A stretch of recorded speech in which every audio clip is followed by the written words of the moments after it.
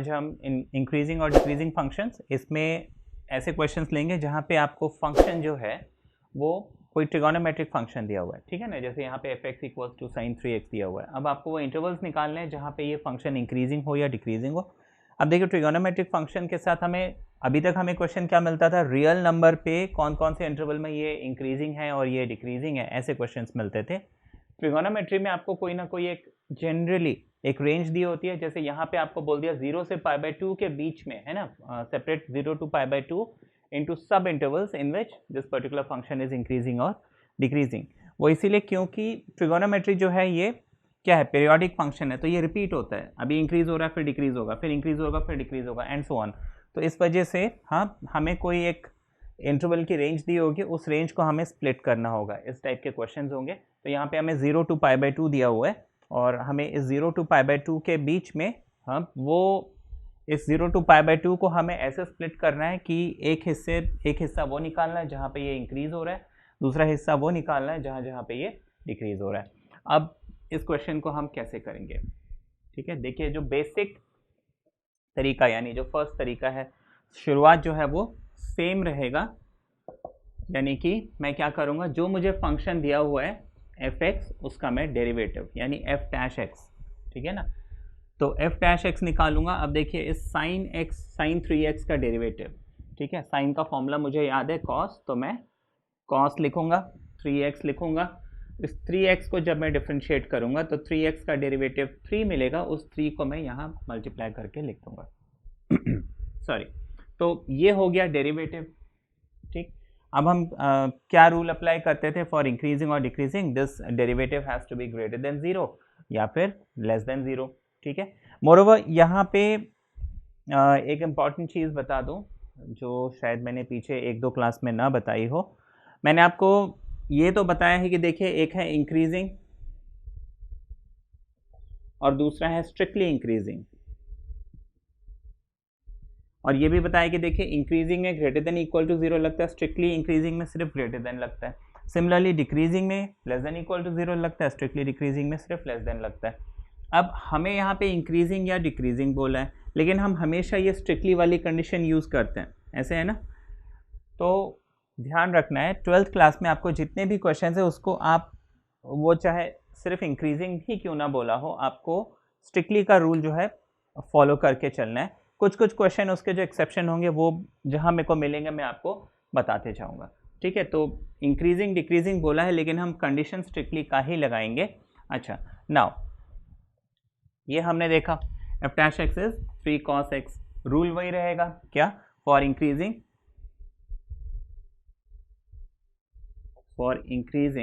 This derivative has to be greater than 0, f'(x) is greater than 0, ठीक है ना, ये हो गया राइट। अब 3 cos 3x is greater than 0, ठीक है, 3 cos 3x is greater than 0, इसका मतलब cos 3x is greater than 0, ठीक, ये हो गया। अब इसके बाद देखिए f'(x) greater than 0, 3 cos 3x greater than 0, मतलब cos 3x ग्रेटर देन 0, क्योंकि ये 3 को जो है मैं वहाँ शिफ्ट कर देता हूँ और एक पॉजिटिव नंबर को शिफ्ट करेंगे 0 के नीचे तो 0 बन जाएगा और इन इक्वेशन का साइन फ्लिप नहीं होगा। अगर यहाँ माइनस साइन होता तब वो इन इक्वेशन फ्लिप हो जाता, ठीक है। cos 3x ग्रेटर देन 0 का मतलब हो गया cos इज पॉजिटिव। अब देखिए यहाँ से इसकी कहानी चेंज होगी। अभी तक वो जो फंक्शन है उसमें हम वेवी कर्व मेथड ये यूज़ करते थे, लेकिन ट्रिगोनोमेट्री में हमें क्या करना है, तो देखिए ट्रिगोनोमेट्री का भी एक ग्राफ होता है, हमने पढ़ा है 11th में, ठीक है। तो हम किसी फंक्शन का ग्राफ की बात नहीं कर रहा हूँ मैं, लेकिन जो एक हमने 4 क्वाड्रेंट्स बनाए थे, आपको याद होगा 11th में हमने पढ़ा था 4 क्वाड्रेंट्स, और इस 4 क्वाड्रेंट में rule all sine tan cos, ठीक है, ये रूल हमने पढ़ा था कि यहाँ पे जितने भी रेशो है sine cos tan cot sec cosec सब पॉजिटिव है, साइन और साइन का reciprocal cosec positive, tan and cot positive, cos and sec positive, ठीक है, ये हमने पढ़ा था। अब cos 3x ग्रेटर देन 0 का मतलब cos is positive. Now cos is positive, देखिए मुझे इंटरवल क्या दिया हुआ है 0 से लेके π/2, ठीक। अच्छा, 0 से लेके π/2 पे तो हम बाद में आएंगे, मुझे देखना है कॉस पॉजिटिव कहाँ पे है। कॉस पॉजिटिव यहाँ पे है, कॉस पॉजिटिव यहाँ पे है। ठीक है, इतना हो गया। अब कॉस इज पॉजिटिव, तो अब हमने लिखा कॉस इज पॉजिटिव, यानी कि कॉस 3x इज पॉजिटिव। ठीक है, कॉस 3x इज पॉजिटिव, या फिर इसको हम ग्रेटर देन 0 लिख लेते हैं। अब देखिए ये ग्रेटर देन 0 कहाँ पॉसिबल है, फर्स्ट क्वाड्रेंट और फोर्थ क्वाड्रेंट में। मतलब ये जो 3x है ना, ये जो एंगल है 3x, ये या तो इन दो चीज़ों के बीच में हो, यानी 0 एंड π/2, इसको हम 90 डिग्री बोलते हैं, π/2। That means 3x must lie between 0 and π/2। ठीक है, दूसरा this 3x must lie either between 3π/2 and 2π। Cos यहाँ पे भी पॉजिटिव होता है। ठीक है, अब देखिए पहले तो मैं इसमें देखता हूँ कि x की वैल्यू क्या मिल रही है। Now divide this total inequality by 3, क्योंकि मुझे x निकालना है ना। आपको बोला separate this particular interval into sub intervals in which this particular function is increasing और डिक्रीजिंग। तो बेसिकली मुझे ये x की वैल्यू यहाँ पे निकालनी है। अभी तक हम यही करते आ रहे हैं। ठीक है, तो इसको जब मैं 3 से डिवाइड करूंगा तो 0/3 less than 3x/3 less than π/2/3। अब ये 3 × 2 6 हो जाएगा, π/6 less than 3 and 3 cancel, x हो जाएगा लेस देन 0/3 0 हो जाएगा। राइट, ये हो गया। तो x मुझे मिल गया 0 से लेके π/6। ठीक, और 0 से लेके π/6 मतलब मैंने इस इंटरवल को स्प्लिट कर दिया 0 से लेके π/6 के बीच में, है ना। उसके आगे का इंटरवल क्या है वो हम बाद में देखेंगे। तो बेसिकली 0 से π/6 में द फंक्शन इज इंक्रीजिंग। चलिए इतना तो हमने निकाल लिया। ठीक, हाँ, 0 से लेके π/6 के बीच में this particular function is increasing. Okay, अब नेक्स्ट हम देखते हैं। नेक्स्ट इंटरवल है, मुझे मालूम है कि हमें फंक्शन डेरिवेटिव क्या मिला था, f'(x) = 3 cos 3x, और मुझे बेसिकली cos 3x जो है ग्रेटर देन 0 या लेस देन 0 जो भी है निकालना है। राइट, अब इंक्रीजिंग तो हमने कर लिया। अच्छा, इंक्रीजिंग में दूसरा मैंने क्या बोला था कि यहाँ से यहाँ तक हो तो भी ये फंक्शन इज इंक्रीजिंग। इसका मतलब ये जो एंगल है 3x, हम वही रूल लगाएंगे। ये जो एंगल है, this angle must lie between 3π/2 and 2π। x की वैल्यू निकालते हैं, कितना होता है। तो अगेन वही 3 से डिवाइड कर देंगे। 3 से डिवाइड करेंगे तो 3π/2/3 सिर्फ π/2 मिलेगा। ये हो जाएगा 2π/3। अब देखिए ये दूसरा इंटरवल मिल गया जहाँ पे फंक्शन क्या हो रहा है, इंक्रीज हो रहा है। ठीक है, और मैंने आपको जैसे कि बताया शुरू में ही कि आपको हमेशा क्वेश्चन क्या मिलेगा कि कोई एक इंटरवल दिया होगा, उस इंटरवल के अंदर वो फंक्शन कहाँ इंक्रीज हो रहा है, कहाँ डिक्रीज हो रहा है, ये निकालना है। क्योंकि अब देखिए यहाँ पे भी ये फंक्शन इंक्रीज हो रहा है, लेकिन ये π/2 और 2π/3 है ना, 90 के आगे चले जा रहा है। ठीक, हाँ, 90 के आगे चले जा रहे हैं, तो मुझे तो सिर्फ 0 और 90 के बीच को ही स्प्लिट करना है। That means this value is not required. ठीक है, बात समझ में आ गई। हाँ, तो इसीलिए मैंने आपको बताया कि आपको अभी क्या होगा, ट्रिगोनोमेट्री के जो इंक्रीजिंग डिक्रीजिंग के क्वेश्चन मिलेंगे उसमें आपको कोई एक इंटरवल दिया जाएगा जहाँ पे वो स्प्लिट करना होगा। अदरवाइज तो ऐसे, क्योंकि हम रोटेट करते रहेंगे, देखिए यहाँ पॉजिटिव मिला, फिर कहीं नेगेटिव मिलेगा, फिर पॉजिटिव, फिर नेगेटिव, फिर पॉजिटिव, नेगेटिव, ऐसे बहुत n नंबर ऑफ जो है इंटरवल्स मिल सकते हैं। इस वजह से जो है आपको एक रेंज दे दी जाएगी। अच्छा, अब हम डिक्रीजिंग निकालते हैं। तो cos 3x, जैसे कि हमने ये तो हमने निकाल दिया, the function is increasing in this particular interval. Decreasing निकालना है, that means cos 3x has to be less than 0, negative होना चाहिए डिक्रीजिंग के लिए। हाँ, कैसे करेंगे हम ये, ओरिजिनली हम लिखेंगे f'(x) is less than 0 for decreasing, और f'(x) की जगह हम 3 cos 3x पुट करेंगे, यानी cos 3x is less than 0, ये हमें मिलेगा। अब देखिए cos 3x is less than 0 मतलब cos इज व्हाट, नेगेटिव, है ना। लेस देन 0 का क्या मतलब होता है, नेगेटिव। अच्छा नेगेटिव, अब मुझे देखना है कॉस नेगेटिव मुझे कहाँ मिलता है। तो कॉस नेगेटिव मुझे यहाँ मिलता है और यहाँ मिलता है, मतलब π/2 से लेके 3π/2 के बीच में। इसका मतलब अगर ये 3x जो एंगल है, इस 3x की वैल्यू मुझे π/2 और 3π/2 के बीच में मिलती है, तो मुझे cos 3x जो है नेगेटिव मिलेगा और ये वैल्यू जो है नेगेटिव हो जाएगी। ठीक, अब इसमें भी हम वही करेंगे। देखिए मुझे वैल्यू निकालनी है x की, तो मैं इसको 3 से डिवाइड करता हूँ, इसको 3 से डिवाइड करता हूँ, इसको 3 से डिवाइड करता हूँ। यहाँ पे तो 3 2 6 हो जाएगा, है ना, ये दोनों आपस में मल्टीप्लाई हो जाएंगे। लेस देन ये 3 और 3 आपस में कैंसिल हो जाएगा, ये 3 और 3 आपस में कैंसिल हो जाएगा। तो बेसिकली π/6 से लेके π/2 उसी रेंज के अंदर है। हाँ, मुझे ये ज़रूर चेक करना है कि जो मेरा आंसर आ रहा है वो मतलब यहाँ से जो मुझे वैल्यू मिल रही है वो उस रेंज के अंदर है भी या नहीं। उस रेंज के अंदर होना बहुत ज़रूरी है। ठीक है, this is really important, otherwise मेरे मार्क्स कट सकते हैं। सो π/6 से लेके π/2 ये इंटरवल है जहाँ पे द फंक्शन इज डिक्रीजिंग, ये हमने निकाला। तो यहाँ पे फंक्शन इंक्रीज हो रहा था, यहाँ पे वो फंक्शन डिक्रीज हो रहा था। So this is my final answer.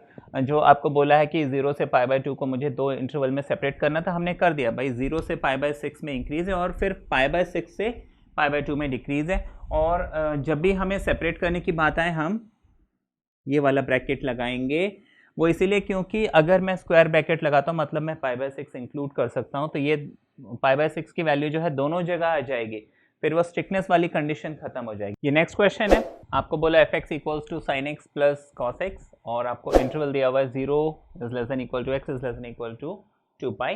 ठीक है, अब हमें क्या करना है, इस इंटरवल को बेसिकली हमें दो इंटरवल्स में, जैसे कि प्रीवियस क्वेश्चन था वैसे ही इसको स्प्लिट करना है। कहाँ कहाँ पे ये फंक्शन इंक्रीज हो रहा है, कहाँ कहाँ पे ये फंक्शन डिक्रीज हो रहा है। ठीक है, अब इनिशियल जो स्टार्टिंग है क्वेश्चन की सेम होती है। जितने भी इंक्रीजिंग डिक्रीजिंग फंक्शन वाले जो क्वेश्चन आएंगे इस टॉपिक में, आपका हमेशा स्टार्टिंग सेम रहेगा कि हम क्या करेंगे, डेरिवेटिव निकालेंगे, डेरिवेटिव को ग्रेटर देन 0 या लेस देन 0 पुट करेंगे अकॉर्डिंग टू वो इंक्रीजिंग निकालना है या डिक्रीजिंग निकालना है।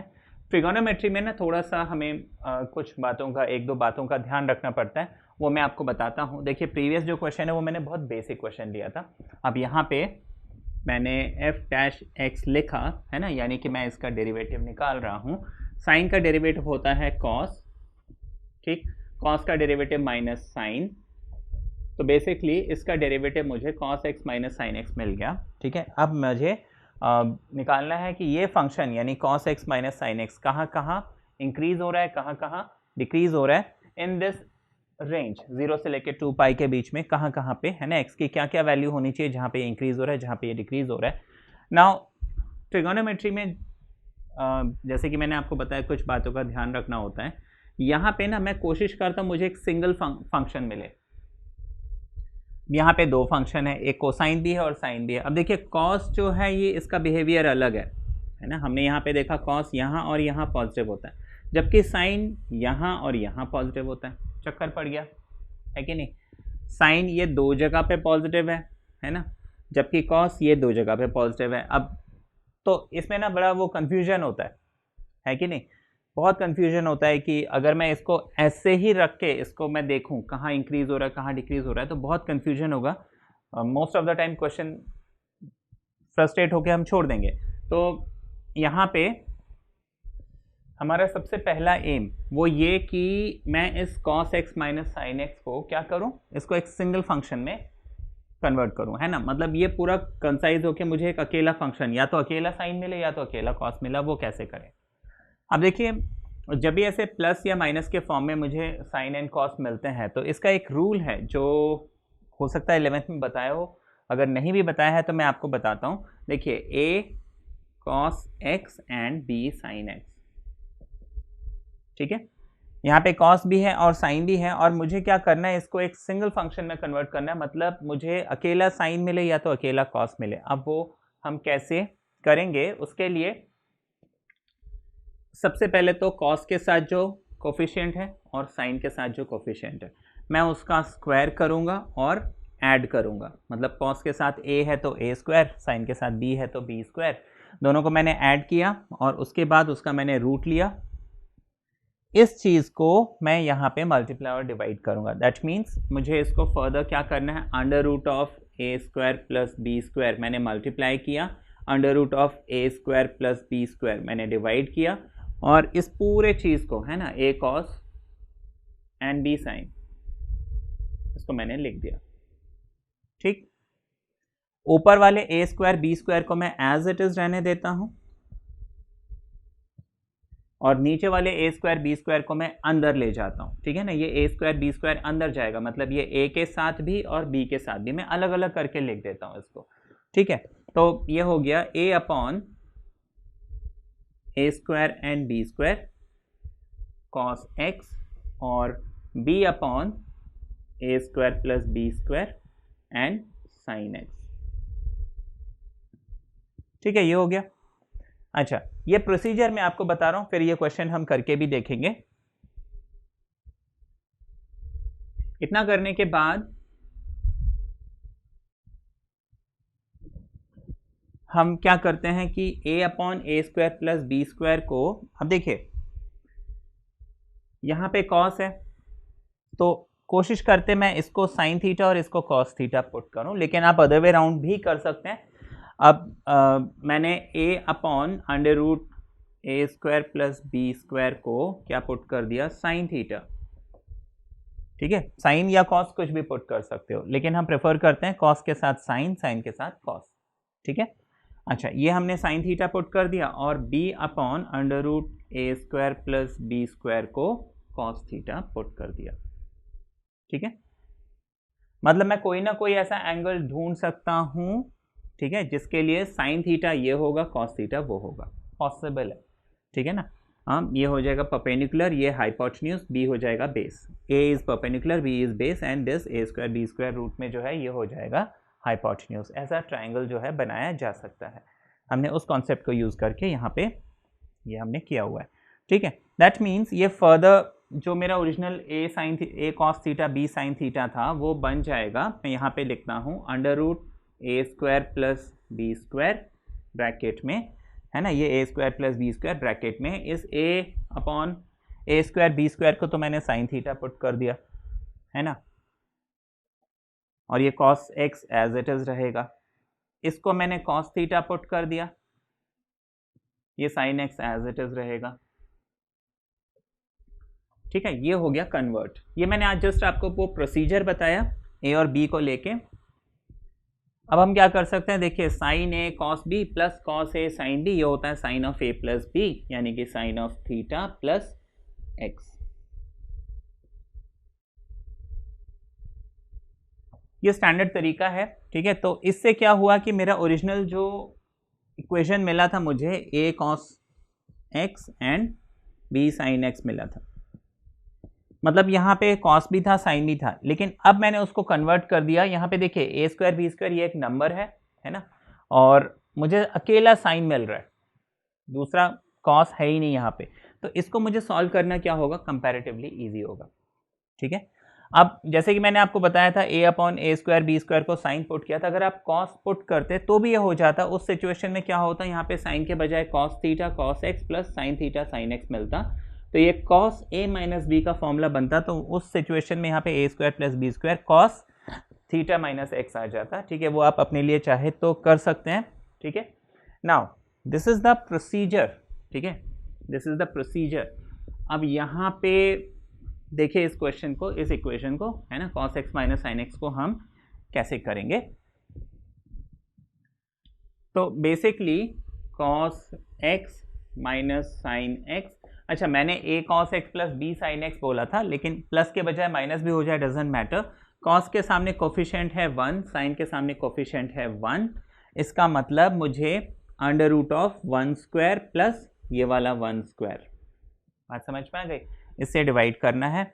मुझे इस बात से कोई फ़र्क नहीं पड़ता यहाँ प्लस है या माइनस है, मैं अंडर रूट में हमेशा प्लस ही करूँगा, या फिर हम ऐसे बोल सकते हैं कि ये -1 है तो मैंने यहाँ पे -1 के स्क्वायर को ऐड करना है। ठीक है, जैसे भी हमें समझना हो, तो ये मुझे √2 मिल जाएगा। नेक्स्ट स्टेप हमने क्या करना है कि इस इक्वेशन में जो मुझे ओरिजिनली मिला है cos x minus sine x, यहाँ पे मैं √2 एक तो मल्टीप्लाई करूँगा और √2 में डिवाइड भी करूँगा। माना यहाँ पे 1/√2 cos ऑफ x आ जाएगा माइनस 1/√2 साइन ऑफ x आ जाएगा। ठीक है, इतना करने के बाद अब नेक्स्ट स्टेप हमारा क्या था, मैंने इसको क्या पुट किया था, cos के साथ साइन और साइन के साथ cos। तो cos के साथ साइन मतलब मुझे 1/√2 को साइन थीटा पुट करना है। अब इस थीटा की वैल्यू क्या होनी चाहिए ये हम गेस कर सकते हैं। दूसरा, ये 1/√2 को मुझे cos थीटा पुट करना है ना। ये थीटा मतलब दोनों जो एंगल है मुझे सेम मिलने चाहिए और ये पॉसिबल है। ठीक है, दोनों सेम एंगल मुझे मिल सकते हैं। तो वो कौन सा एंगल है जहां पे साइन की वैल्यू 1/√2 है और cos की वैल्यू भी 1/√2 है। तो आप सीधे सीधे आंसर देंगे 45, यानी कि π/4 है ना, π/4। तो हम यहाँ पे, ठीक है, सॉरी, इसको फर्दर लिख सकते हैं √2 1/√2 को मैंने क्या लिख लिया, साइन 45, यानी कि साइन ऑफ π/4। cos x को ऐसे का ऐसे रहने देते हैं, माइनस 1/√2 को लिखेंगे cos ऑफ π/4। ठीक है, यहाँ तक समझ में आया? अच्छा, साइन x को साइन x रहने देते हैं। Okay, now we close this bracket.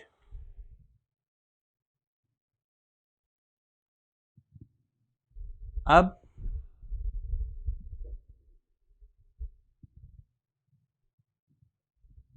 ये √2 एज इट इज लिख लेते हैं, sine of a cos of b। a की जगह मेरे पास π/4 है, b की जगह मेरे पास x है। Sine a cos b minus cos a sine b। ठीक है, sine a cos b minus cos a sine b।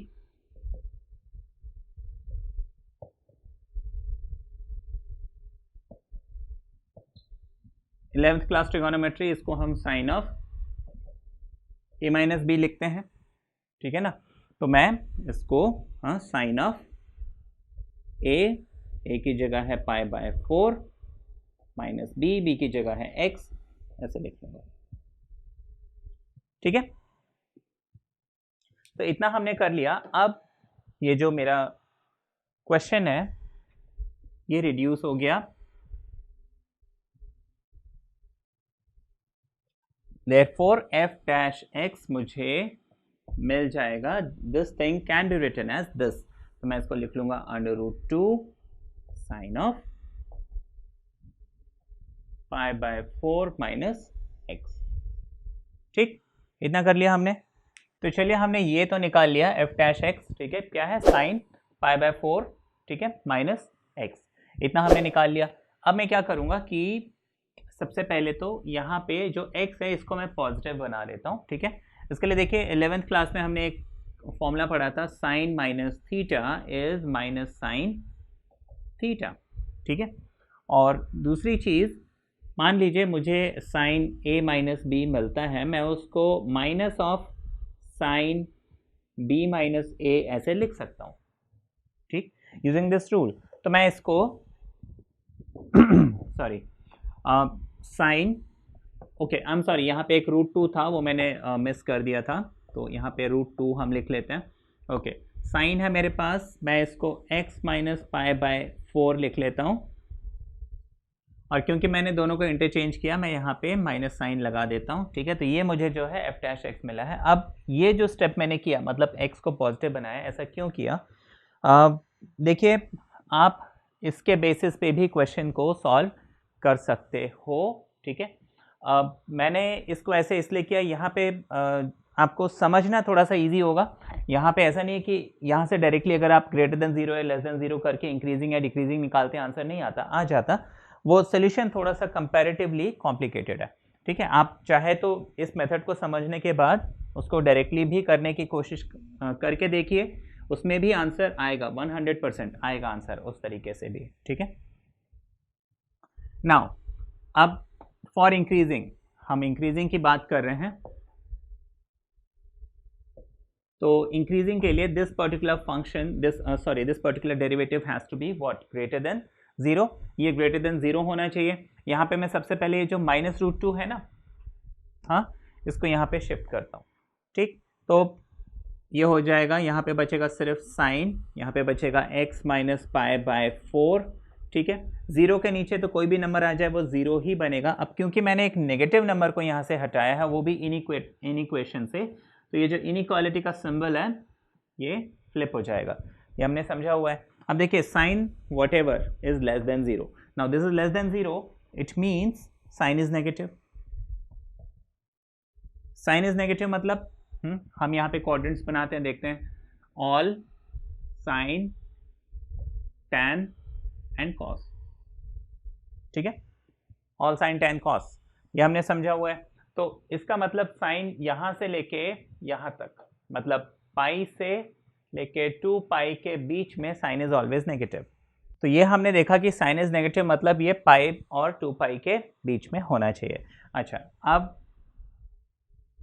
Simple सी चीज़, मैं अगर बोलता हूँ साइन थीटा नेगेटिव है, ठीक, साइन थीटा नेगेटिव है, तो साइन थीटा नेगेटिव है मतलब ये जो थीटा है, ये थीटा क्या होना चाहिए, हाँ, 180 और 360 के बीच में, है ना, पाई और 2 पाई के बीच में होना चाहिए, है ना। अगर साइन थीटा में मैं थीटा की वैल्यू 180 से 360 के बीच में, पाई से 2 पाई के बीच में डालता हूँ, तो साइन मुझे हमेशा नेगेटिव मिलेगा। नाउ ये साइन नेगेटिव है मतलब दिस पर्टिकुलर थिंग, ये सारे का सारा एंगल क्या होना चाहिए, पाई और 2 पाई के बीच में, मतलब x minus pi by 4 should lie between 2 pi and pi. बात समझ में आ गई? हाँ, और देखिए पहले भी मैंने आपको बताया था, इंक्रीजिंग का मतलब ज़रूरी नहीं है हमेशा ग्रेटर देन मिले, it can be less then also, ठीक है। ये टोटली डिपेंड करता है क्वेश्चन पे। तो ये क्वेश्चन ऐसे फ्रेम किया हुआ है कि हमने इनिशियली शुरुआत की थी इंक्रीजिंग, और इंक्रीजिंग में हमने ग्रेटर देन 0 डाला था, लेकिन ये फाइनली क्या बन गया, हाँ, लेस देन 0 हमें मिल गया। बट स्टिल लेस देन 0 मतलब ये डिक्रीजिंग नहीं है, लेस देन मतलब ये इंक्रीजिंग ही है, ठीक है, इसको हम डिक्रीजिंग नहीं लेंगे। ओके, अब इतना तो हमने कर लिया। अब मुझे देखना है इंटरवल। अब यहाँ पे मुझे क्या करना होता है कि x की वैल्यू निकालनी होती है। जब भी इंक्रीजिंग या डिक्रीजिंग करते हैं मुझे देखना होता है ये x किस रेंज में लाइक करता है, किस इंटरवल में लाइक करता है। तो यहाँ पे देखिए मुझे सिर्फ x चाहिए, ये पाई बाय 4 मेरे को प्रॉब्लम कर रहा है, तो ये पाई बाय 4 को हम यहाँ से हटाते हैं। इन इक्वेशन का एक और रूल है कि हम सेम नंबर, हाँ, थ्रू आउट ऐड कर सकते हैं या सब्ट्रैक्ट कर ऐड कर सकते हैं, ठीक है। तो यहाँ पे पाई बाय 4 है, मैं थ्रू आउट ऐड कर सकता हूँ, ठीक है। तो मैं यहाँ पे क्या करता हूँ, पाई प्लस पाई बाय 4, मैंने यहाँ पे पाई बाय 4 ऐड किया, यहाँ पे भी मैंने पाई बाय 4 ऐड किया, और यहाँ पे भी मैंने पाई बाय 4 ऐड किया, ठीक है। अब इससे क्या होगा, ये पाई बाय 4 जो बीच में था ये हट जाएगा। मुझे x चाहिए था, मेरा एम था मुझे x निकालना है, और वो x मुझे अब मिल गया, ठीक है ना। ये पाई by 4 and pi by 4 cancel, मुझे बीच में मिल गया x, यहाँ पे 4 1 4 प्लस 1 5, तो ये हो जाएगा 5 पाई बाय 4, ठीक है। और यहाँ पे देखिए 2 पाई प्लस पाई बाय 4, जिसको कि हम अगर सॉल्व करते हैं तो मुझे 4 2 8 प्लस 1 9 पाई बाय 4 मिलता है, ठीक है। ओके, अब ओरिजिनली जो क्वेश्चन है वो हमें बोला था 0 less than equal to x less than equal to 2 pi, माना जो मुझे x चाहिए वो 0 और 2 पाई के, मतलब मुझे रेंज ही दी हुई है कि मुझे आंसर 0 और 2 पाई के बीच में निकालना है। लेकिन यहाँ पे मेरा आंसर क्या हो रहा है कि 0 2 पाई से बाहर जा रहा है, ठीक है। ये तो चलो 0 2 पाई के बीच में है, लेकिन जो अपर लिमिट है ये 2 पाई के बाहर चले गई। अब देखिए क्या होता है, जैसे ये हमारे क्वाड्रेंट है 90 90 90 90, है ना, इसमें 90 ऐड करो, यहाँ आ गया, 90 ऐड करो, यहाँ आ गया, 90 ऐड करो, यहाँ आ गया, 90 ऐड करो, यहाँ आ गया, एंड सो ऑन। अब 45 अगर मैं बनाऊंगा तो वो लाइन इस टाइप की बनेगी, एक्सटेंड ऐसे कर देते हैं। यहाँ पे अगर मैं 45 बनाता कुछ इस टाइप का बनता, उसको एक्सटेंड करते ये हो जाता। 45 का मतलब होता है पाई बाय 4, तो 1 पाई बाय 4 2, है ना, ये 0 का लाइन है, मतलब 0 एंगल हम यहाँ से शुरू करते हैं, तो 1 पाई by 4, 2 pi by 4, 3 pi by 4, 4 pi by 4 and 5 pi by 4। इसका मतलब ये हो गया हमारा 5 पाई बाय 4। ठीक, तो 5 पाई बाय 4 कहाँ लाई कर रहा है? थर्ड क्वाड्रेंट में। ठीक है ना, तो ये तो हमें मिल गया। ठीक, अच्छा अब ये 2 पाई बाय 4 प्लस 5 बाय 4 मतलब 9 पाई बाय 4। तो देखिए 5, 6 पाई by 4, 7 pi by 4, 8 pi by 4। ठीक, 9 पाई बाय 4 मतलब 360 के आगे जा रहा है। तो अभी एक काम करते हैं कि ये जो यहाँ पे मुझे 9 पाई बाय 4 मिल रहा है, ध्यान से समझिएगा इसे, इसको मैं 2 फर्दर इंटरवल्स में स्प्लिट करूंगा। ठीक है, क्योंकि स्प्लिट क्यों करूंगा? क्योंकि मुझे आंसर अकॉर्डिंग टू क्वेश्चन 0 और 2 पाई के बीच में ही चाहिए, 0 और 2 पाई के बाहर नहीं चाहिए। ठीक है,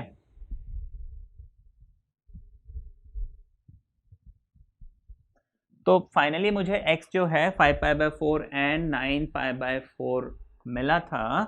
तो 5 पाई बाय 4 मुझे यहाँ मिला, 6 पाई by 4, 7 pi by 4, 8 pi by 4, 9 pi by 4 यहाँ पे होना चाहिए।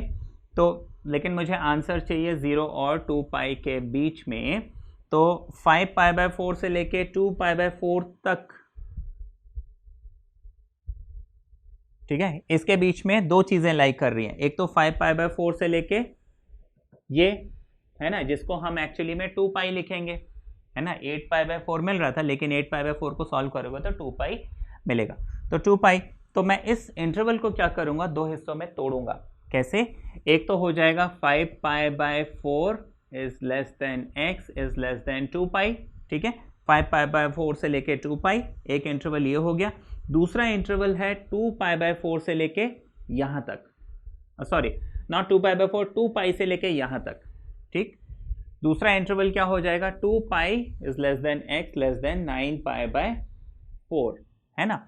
लेकिन मुझे आंसर चाहिए 2 पाई से कम, 9 पाई बाय 4 जो है 2 पाई से ज़्यादा होता है। अब मैं इसको अगर ग्राफ में देखूं तो ये एक्चुअली क्या है, 0 से पाई बाय 4, है ना। ये जो 360 की लाइन है यही 0 की भी लाइन है। तो मैं यहाँ पे 2 पाई और 9 पाई बाय 4 के बजाय अगर मैं 0 और पाई बाय 4 लिखूं तो बात तो एक ही है ना, क्योंकि एंगल तो वही मिलना है, फर्स्ट क्वाड्रेंट में आ गया ना। हाँ, फर्स्ट क्वाड्रेंट में आ गया। देयरफॉर हाँ, ये फंक्शन कहाँ कहाँ इंक्रीजिंग है, एक तो 5 पाई बाय 4 से लेके 2 पाई के बीच में, दूसरा 0 से लेके पाई बाय 4 के बीच में। ठीक है ना, तो this function is increasing in 5 pi by 4 से लेके 2 पाई एंड 0 से लेके पाई बाय 4। ठीक है, देखिए 2 पाई से लेके 9 पाई बाय 4 मेरा आंसर करेक्ट था, लेकिन ये उस रेंज में नहीं है जिस रेंज में मुझे आंसर चाहिए। मुझे आंसर 0 और 2 पाई के अंदर ही निकालना था। तो 2 पाई और 9 पाई बाय 4 का इक्विवेलेंट हमने अभी ग्राफ में देखा, हाँ 0 से पाई बाय 4 है। तो ये हो गया वो रेंज जहां पे the function is what, increasing. ठीक है, अब इसी तरह से हम क्या करेंगे, डिक्रीजिंग निकालेंगे। अच्छा, ये हमने कैसे किया, मतलब x को पॉजिटिव बना के सॉल्व किया था। अगर आप यहाँ पे x को पॉजिटिव नहीं बनाते तो भी ये क्वेश्चन सॉल्व हो जाता, तो भी आंसर आ जाता। ठीक है, आपको ग्राफ में क्या उसको रिवर्स डायरेक्शन में बस काउंट करना पड़ता, उसका इक्विवेलेंट निकालना पड़ता। मैं वो आपको जस्ट एक हिंट कर देता हूँ। मैं अगर इसको √2 sin pi by 4 minus x as it is लिखता, ग्रेटर देन 0 लिखता। ग्रेटर देन 0 का मतलब हाँ, this particular thing has to be what, हाँ 0 से पाई के बीच में, है ना, पॉजिटिव। ग्रेटर देन 0 मतलब पॉजिटिव, और साइन पॉजिटिव कहाँ है, फर्स्ट और सेकेंड क्वाड्रेंट में, मतलब 0 और 2 पाई के बीच में, मतलब पाई बाय 4 0 और पाई के बीच में होना चाहिए। तो ये हम क्या कर रहे हैं, इसको डायरेक्टली सॉल्व कर रहे हैं। ठीक है, और इसको मैंने क्या किया, 0 और पाई के बीच में रख लिया, क्योंकि मैंने इसको क्या किया हुआ है, ग्रेटर देन 0 किया हुआ है। अब देखिए ग्रेटर देन 0, इस √2 को अगर मैं हटा भी देता तो भी ये ग्रेटर देन 0 ही रहता, बिकॉज यहाँ कोई भी माइनस साइन नहीं था। अच्छा, अब मुझे क्या करना है कि इस x को पॉजिटिव बनाना और x को अकेला करना है। ठीक, हाँ, तो मैं क्या करता हूँ, throughout minus sine multiply कर देता हूँ। अब देखिए यहाँ पे जब मैं माइनस साइन मल्टीप्लाई करूँगा, मुझे मालूम है a minus B is equal to minus times b minus a। मैं अगर यहाँ माइनस साइन लगाऊंगा, ये दोनों अपनी जगह बदल लेंगे, मतलब ये x माइनस पाई बाय 4 हो जाएगा। यहाँ माइनस साइन लगाऊंगा, 0 में माइनस साइन लगाने से कोई फर्क नहीं पड़ता, यहाँ माइनस साइन लगाऊंगा, ये माइनस पाई बन जाएगा। और क्योंकि मैंने minus sine throughout multiply किया, ये जो इनइक्वेशन है ये लेस देन के बजाय अब ग्रेटर देन बन जाएगा। ठीक है, ग्रेटर देन बन गया। ग्रेटर देन बनने के बाद इसको वापस हम क्या करेंगे, माइनस पाई यहाँ लिख लेते हैं, 0 को वहाँ लिख लेते हैं, इसको एज इट इज रहने देते हैं, ये हो गया। ठीक है ना। अब यहाँ पे नेक्स्ट मुझे क्या करना है, हाँ इस पाई बाय 4 को हटाना है, तो मैं क्या करूँगा, पाई बाय 4 ऐड कर लेता हूँ। तो ये पाई बाय 4 ऐड कर लिया। ठीक है, यहाँ पे पाई बाय 4 ऐड कर लिया, यहाँ पे और पाई बाय 4 ऐड कर लिया यहाँ पे भी।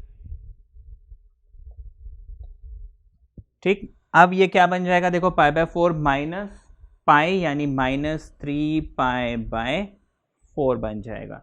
ये पाई बाय 4 कैंसिल, ये x बन जाएगा और यहाँ पे पाई बाय 4 बचेगा। ठीक है, अब यहाँ पे देखिए इससे भी आप जैसे कि मैंने बताया कर सकते थे। अब यहाँ पे क्या होगा कि मुझे रिवर्स डायरेक्शन में बस जाना पड़ेगा, लेकिन इंटरवल मुझे ध्यान रखना है हमेशा 0 से 2 पाई के बीच में ही रहना चाहिए। अब मैं इसको अगर ग्राफ में प्लॉट करता हूँ तो जैसे कि मैंने बताया था ये पाई बाय 4 है और ये भी पाई बाय 4 है। ठीक, अच्छा अब माइनस 3 पाई बाय 4, देखिए माइनस 3 पाई बाय 4 जो भी होगा, माइनस मुझे मालूम है नेगेटिव नंबर से मैं आगे बढ़ता हूँ तो कहीं ना कहीं 0 तो मिलता ही है। अब इसमें मुझे इतना तो है कि 0 से पाई बाय 4 ये एक इंटरवल तो मिलना ही मिलना है। ठीक है, तो एक इंटरवल तो इस तरीके से, एक इंटरवल तो मुझे 0 से पाई बाय 4 मिल गया, वो उससे भी मिल रहा था। ठीक है, दूसरा इंटरवल हम कैसे निकालेंगे, 0 से पाई बाय 4 तो मुझे मिल गया। अच्छा अब माइनस 3 पाई बाय 4, देखिए ये 0 है, इससे मैं एक बार गया, ये माइनस पाई बाय 4 है, ये माइनस 2 पाई बाय 4 है और ये है माइनस 3 पाई बाय 4। ठीक, ये हम लेके आ गए। ठीक है, माइनस 3 पाई बाय 4 और पाई बाय 4 यहाँ पे है, ग्राफ में हमने ऐसे बना लिया। अब मुझे क्या करना है कि मेरा जो टोटल जो मिल रहा है वो इतना ये है जहाँ पे ये फंक्शन क्या हो रहा है, इंक्रीज हो रहा है। ठीक है, माइनस 3 पाई बाय 4 से लेके पाई बाय 4। अब मैं इतने इंटरवल को क्या करूँगा, 0 और 2 पाई के बीच में लिखूंगा पहले तो। ठीक है, तो ये तो हो गया 2 पाई की लाइन। ठीक है, ये तो हो गया 2 पाई। अब इसको मैं 0 और 2 पाई के बीच में निकालना चाहता हूँ। देखिए ये है पाई और पाई में पाई बाय 4, पाई में पाई बाय 4 ऐड करेंगे, कितना बन जाएगा, माइनस 3 पाई बाय 4 को मैं क्या लिख सकता हूँ, 5 पाई बाय 4 लिख सकता हूँ। तो दूसरा इंटरवल मुझे इस मेथड से 5 पाई बाय 4 और 2 पाई मिला और 0 से पाई बाय 4 मिला। ठीक है ना, तो आंसर इसमें भी एग्जैक्टली वही आ रहा है। ठीक है, फर्क सिर्फ इतना है कि इसमें हम उल्टा घूम रहे हैं। ठीक है, तो आपको जो मेथड ज़्यादा अच्छा लगता है आप उससे कर सकते हैं। ओके, नाउ ये हमने निकाला इंटरवल जहाँ पे ये फंक्शन क्या हो रहा है, इंक्रीज हो रहा है। ठीक है, अब मुझे नेक्स्ट निकालना है where the function is decreasing. ठीक है, ये फंक्शन कहाँ डिक्रीज हो रहा है, तो मैंने f डैश x निकाला था -√2 sine x minus pi by 4, है ना, माइनस साइन कॉमन लेने के बाद हमें ये मिला था। अब मुझे डिक्रीजिंग निकालना है। ठीक है, डिक्रीजिंग निकालने के लिए this derivative has to be less than 0। ठीक है ना, लेस देन 0 मतलब -√2 sine of x minus pi by 4 must be less than 0। -√2 अगर मैं यहाँ से हटाता हूँ तो इनइक्वेशन फ्लिप हो जाएगा, इसका मतलब sine is positive, greater than 0 का मतलब है पॉजिटिव, पॉजिटिव का मतलब है 0 से लेके पाई, क्योंकि ये दो क्वाड्रेंट है जहाँ पे साइन क्या होता है, पॉजिटिव होता है। इसका मतलब x minus pi by 4 should lie between 0 and pi. Pi by 4 मुझे हटाना है, तो हम क्या करेंगे, through out pi by 4 add करेंगे, तो 0 plus pi by 4, x minus pi by 4 में मैंने पाई बाय 4 ऐड कर दिया और इस पाई में भी मैंने पाई बाय 4 ऐड कर दिया, तो मुझे कितना मिल जाएगा, 0 प्लस पाई बाय 4 यानी कि पाई by 4 is less then x, ये दोनों कैंसिल हो जाएंगे और पाई by 4 pi plus pi by 4 यानी कि 5 पाई बाय 4। इसका मतलब π/4 से लेके 5π/4 के बीच में द फंक्शन इज डिक्रीजिंग। ठीक है, इसका मतलब हमने क्या किया, एक ऐसे लाइन बनाई थी, ये π/4 था, ये 5π/4 था, तो इस लाइन के ऊपर वाले हिस्से में ये डिक्रीज हो रहा है और नीचे वाले हिस्से में इंक्रीज हो रहा है। ठीक है, ये हमने निकाल लिया इंटरवल जहाँ पे ये फंक्शन इंक्रीज हो रहा है या फिर डिक्रीज हो रहा है। ठीक है, तो यहाँ पे देखो एक गोल्डन रूल आप याद रखिए, जब भी ट्रिगोनोमेट्री हमें मिलता है, ठीक है ना, ट्रिगोनोमेट्रिक फंक्शंस मुझे मिलते हैं और मुझे उसमें इंक्रीजिंग या डिक्रीजिंग, है ना, ये फंक्शन कहाँ इंक्रीज हो रहा है कहाँ डिक्रीज हो रहा है ये निकालना है, तो आपको क्या करना है। अब जैसे ये क्वेश्चन था दो फंक्शंस का जहाँ पे हमें साइन और कॉस दोनों मिल रहे थे, आप क्या करोगे, हमेशा कोशिश करोगे कि वो एक सिंगल फंक्शन बन जाए, है ना, या तो साइन बने या तो कॉस बने। मैंने आपको बोला था कि अगर मैं जैसे कॉस के साथ साइन, साइन के साथ कॉस करता था, आप कॉस के साथ कॉस, साइन के साइन के साथ साइन करके वो दूसरा फॉर्मूला लगा के भी आंसर निकाल सकते हैं, उससे भी आंसर आपका परफेक्ट यही आएगा, चेंज नहीं होगा। तो आप कोशिश कीजिए एक सिंगल फंक्शन बनाने की, सिंगल फंक्शन बनाने के बाद फिर उसको सॉल्व कीजिए आप। और इंटरवल का ध्यान रखिए, हमेशा क्वेश्चन में आपको एक इंटरवल दिया होगा कि भाई इस इंटरवल के अंदर ही मेरा आंसर आना चाहिए। आपको ध्यान रखना है मेरा आंसर उस इंटरवल के अंदर ही होना चाहिए। और अगर इंटरवल, जैसे कि इस क्वेश्चन में आपने देखा इंटरवल के बाहर जा रहा था, 2π के बाहर चला गया, तो मैंने उसको ग्राफ में देखा, भाई 0 से 2π के बीच में मैं उसको क्या लिख सकता हूँ, 0 से π/4 लिख सकता हूँ, तो उसको मैंने फिर कन्वर्ट किया। ठीक है।